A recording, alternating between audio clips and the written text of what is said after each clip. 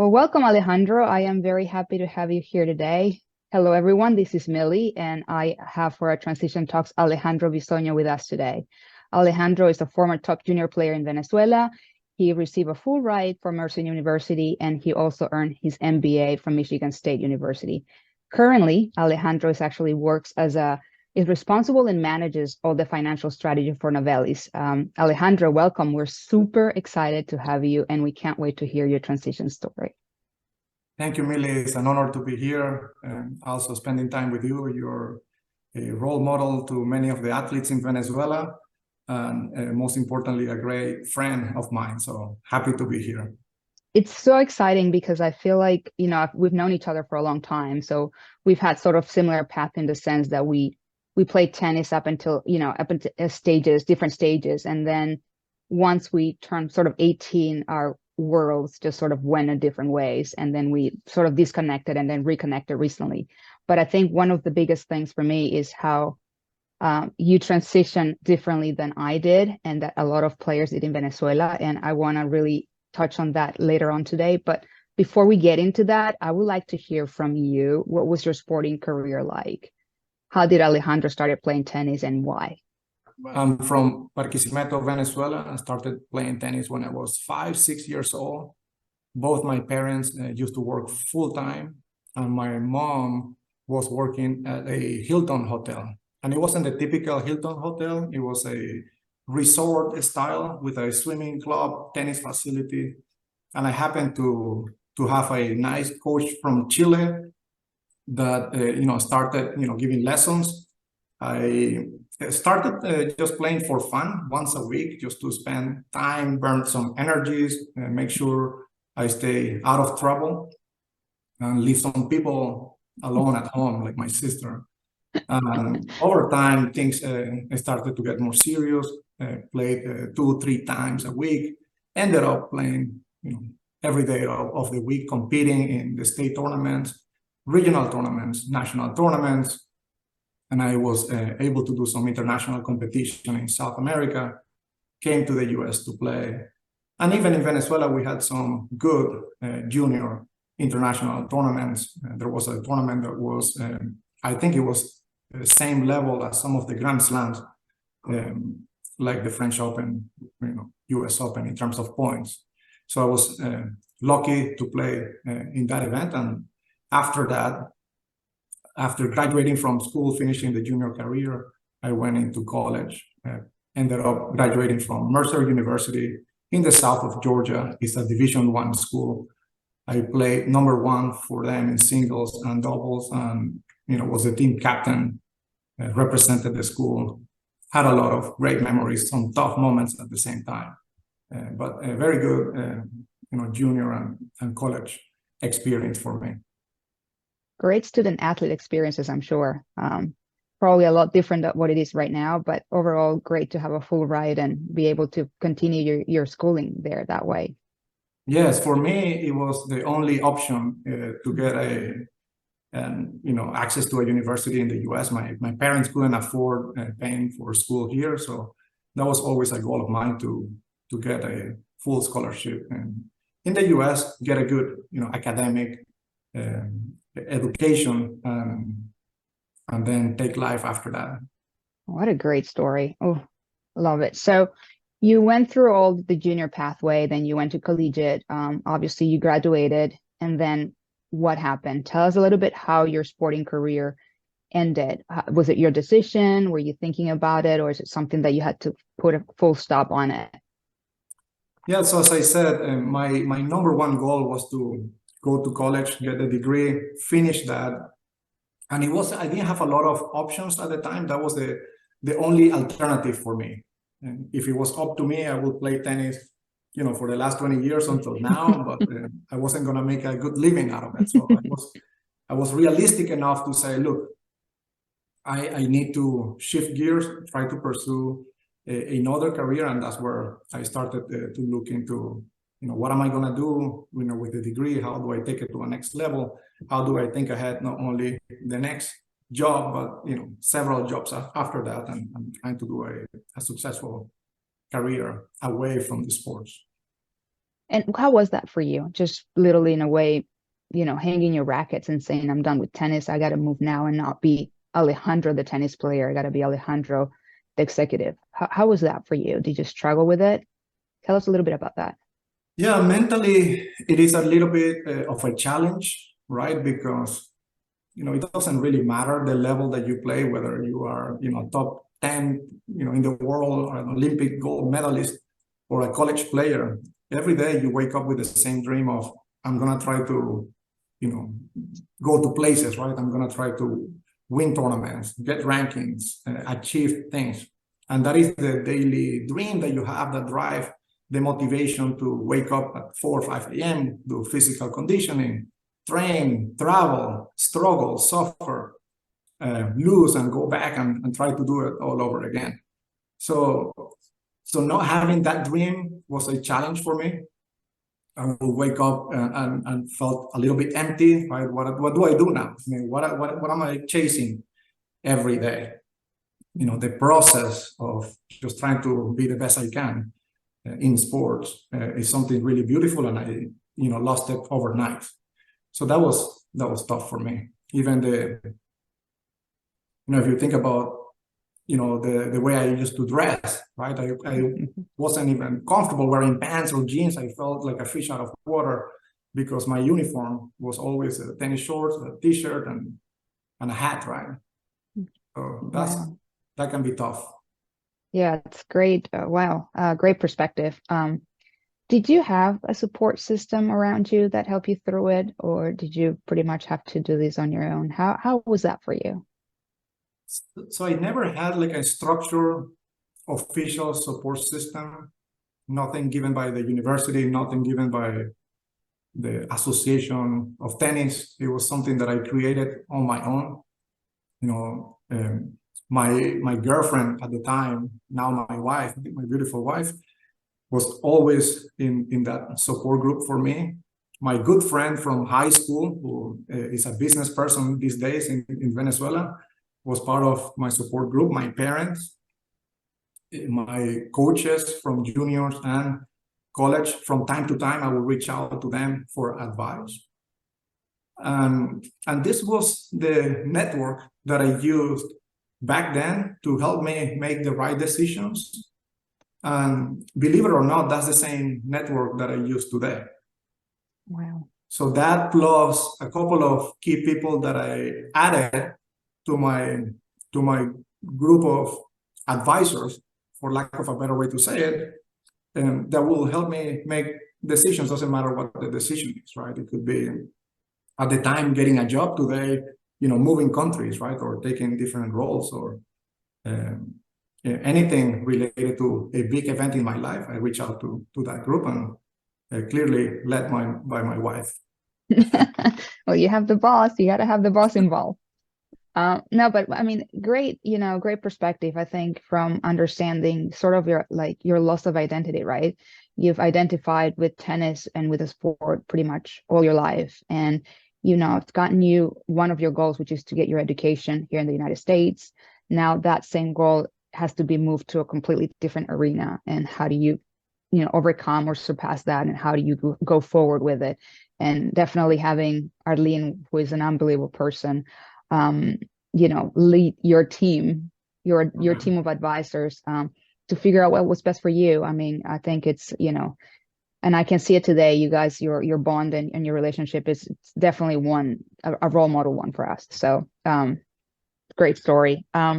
Let me ask you. So in this, Millie, in the loss of identity, just a quick example. Mm-hmm. I've been out of tennis, for more than 20 plus years. And a few weeks ago, I went to an event where I had the opportunity to get a picture with the NFL commissioner, Mr. Goodell. And I sent it to my friends and family.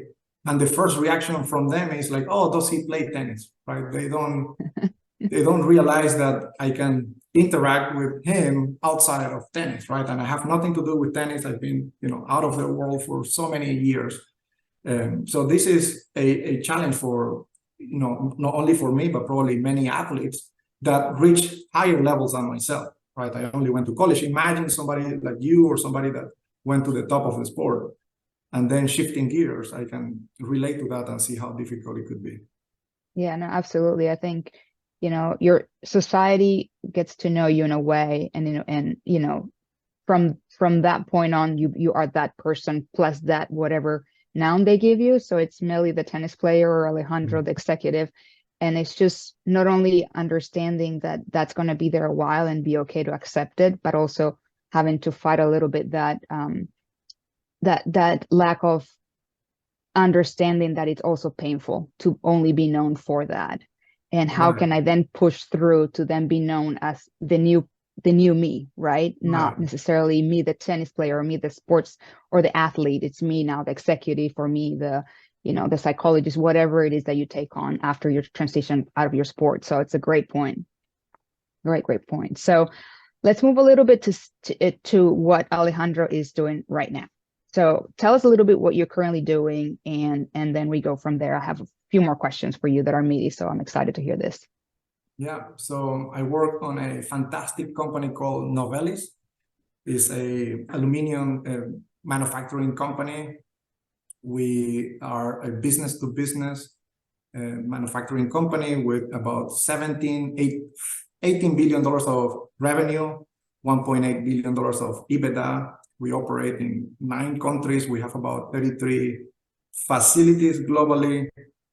And we provide products to beverage packaging, all the Coca-Colas and the beers that you drink. A lot of the cans come from our company. Same for the automotive OEMs. You see the electrifications of cars. OEMs are trying to lightweight their vehicles, and they need to use more and more aluminum. So we are the key supplier to those OEMs.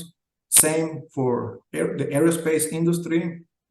And beyond that, we do electronics, we do business and constructions, several specialty products. We are big into sustainability. We recycled about 82 billion used cans a year. I think that can circle the earth about 250 times. So a very nice company, great leadership, great ownership in India, and it's a pleasure to be there. And you currently oversee all their financial strategy. Right. Yes, you said I'm the global head of financial planning and analysis. So anything related to budgeting, performance management, capital allocation goes through my team, and we try to provide guidance to the company.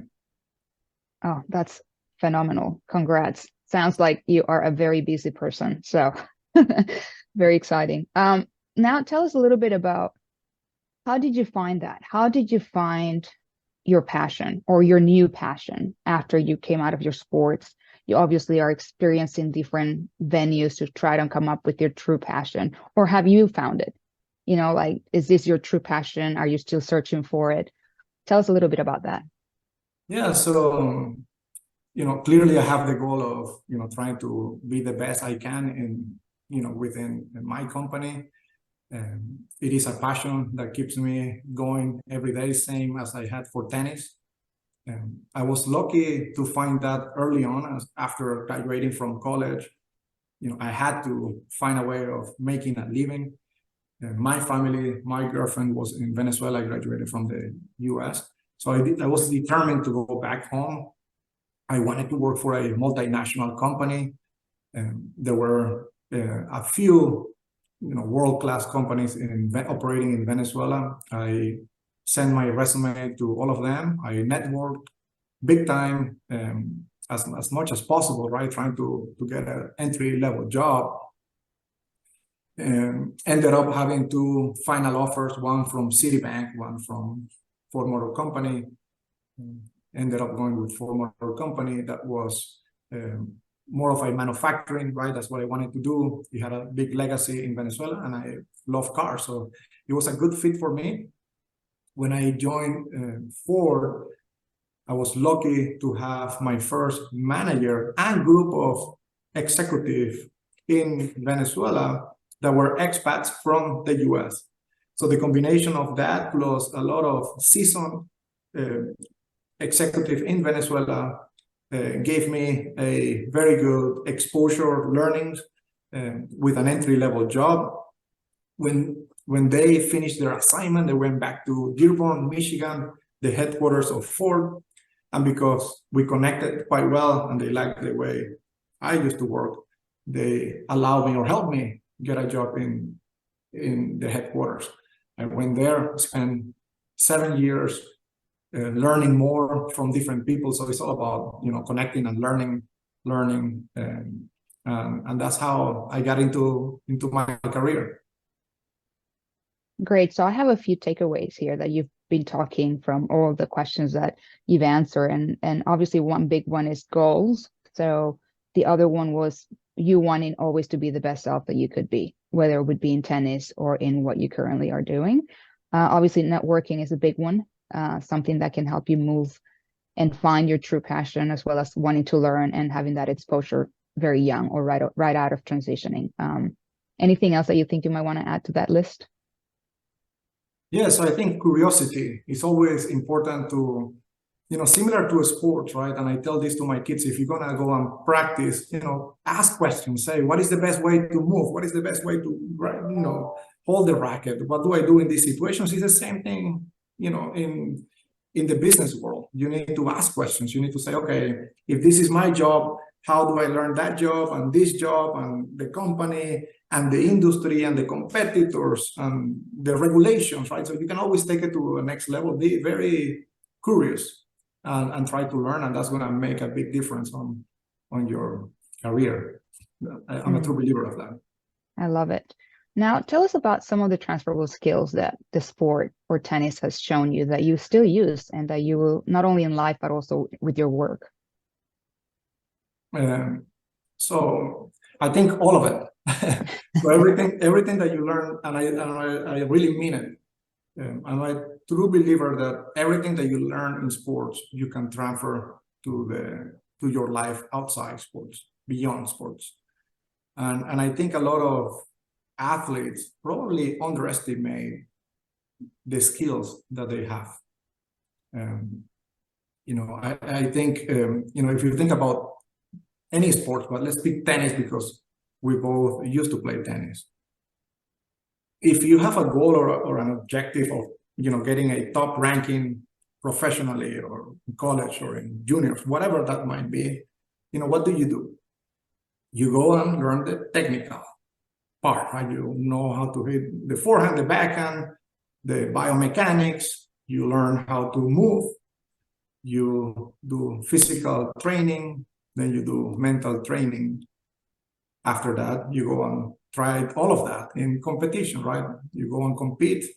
When you're competing, you get a lot of challenges, whether it's the weather, can be hot, can be rainy, could be windy. You can get a difficult referee, a really, bad opponent. You can have a crazy parent or a crazy crowd. You can have so many challenges.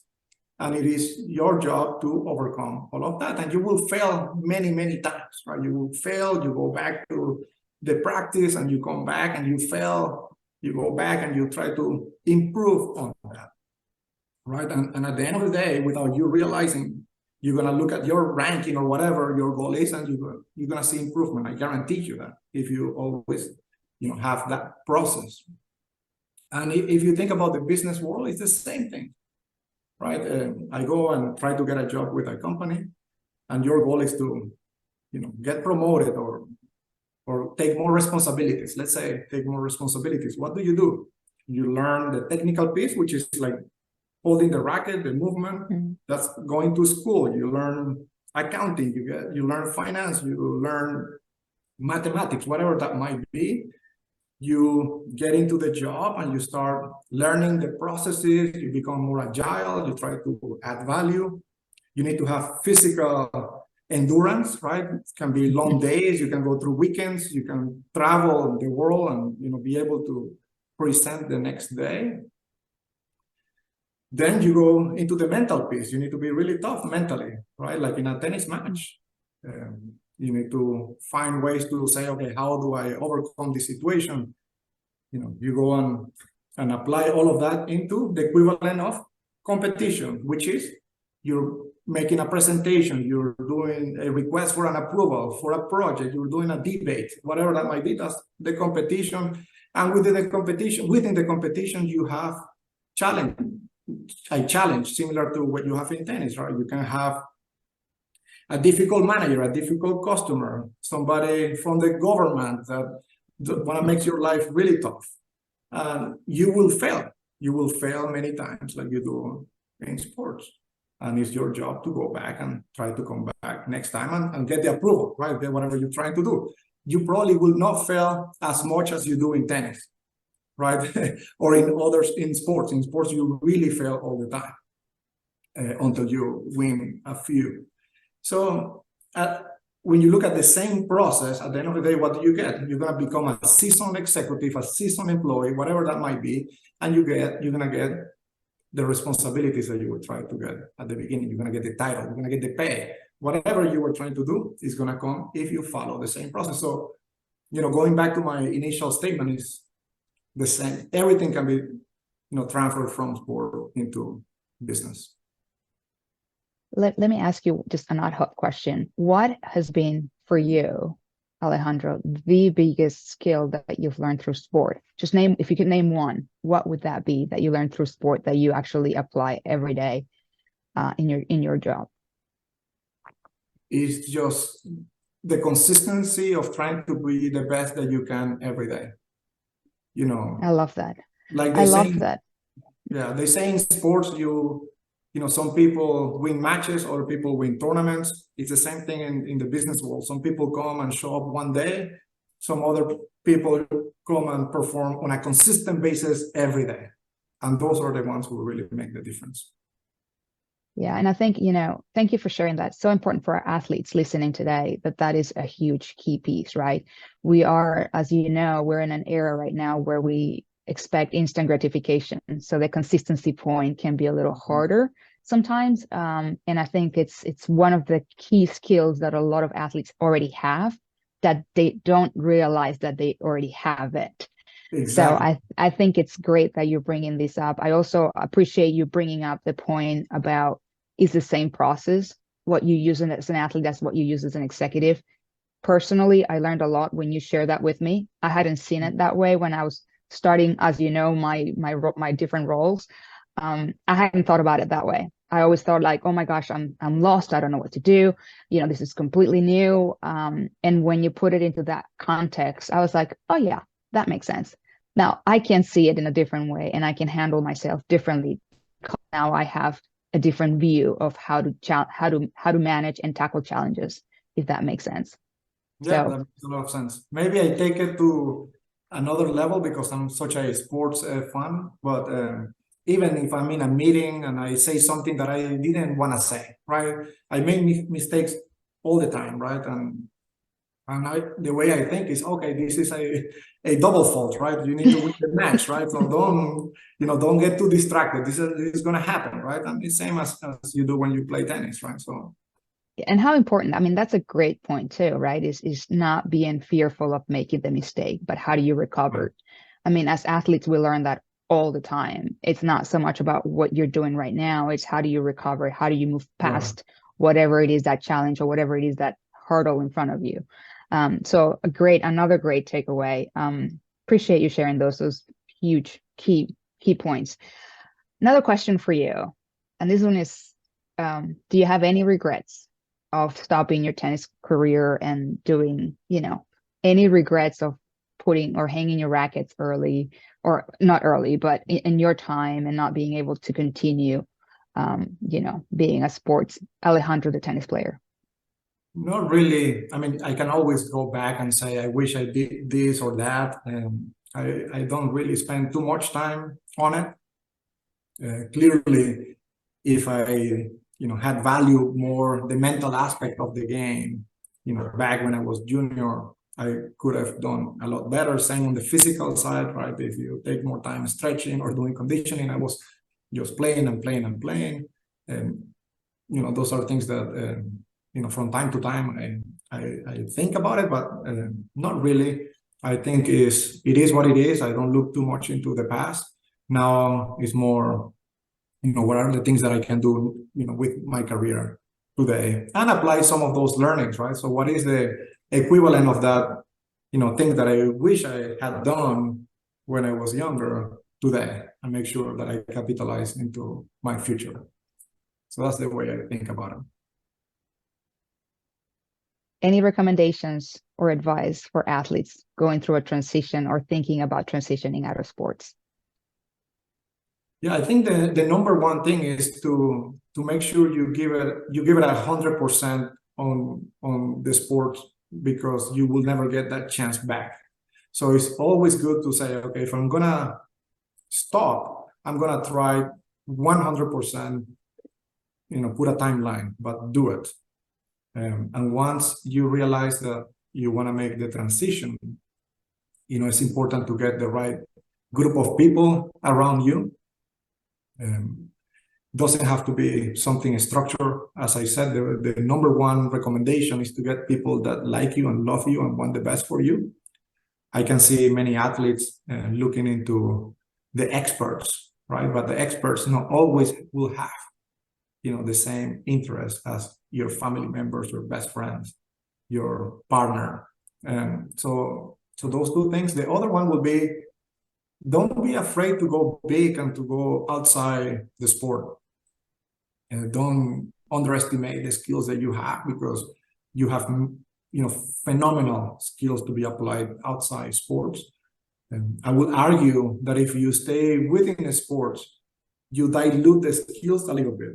Going outside, you can differentiate, because there are not that many people with those skills outside sports. And when you're outside the sports, it doesn't really matter whether you were top 10 or top 100, right? The skills are the same, but within sports, it can matter.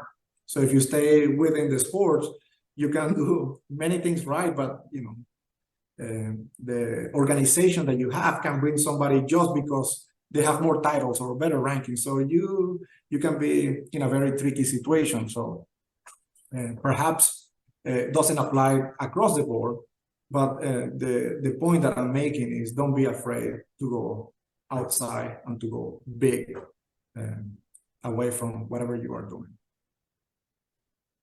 That's great. Well, thank you so much for your time. We appreciate you so much. And I really hope that this transition talk, I know that it will have the impact that we want to have on athletes. So athletes, and can't wait to see you interviewing someone in the future, hopefully. Yeah, happy to do it. And if we help one person, I'm happy, and happy to collaborate with this organization. I think you're doing a fantastic job, and it's really nice to see. Thank you again. Thank you.